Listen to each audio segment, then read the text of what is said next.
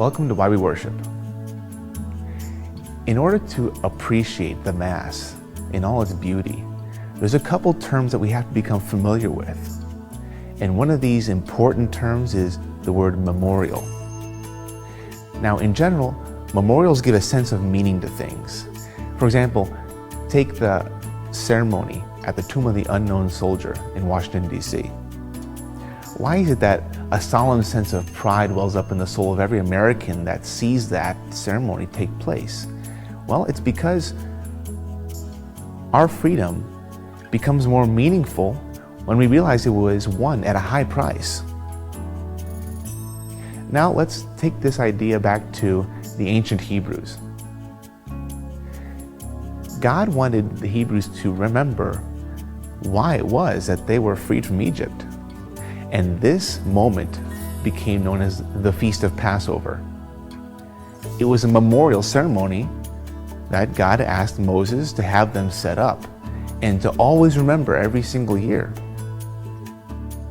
But something special happens here. Since God Himself set up the memorial ceremony, those who participate in it don't just recall some past event, they relive it. It's present to them. That moment that they're saved becomes real, actual, here and now. It's very beautiful how the Jews today still celebrate the Passover feast with the children asking, "How is it, Father, that we came to be free?"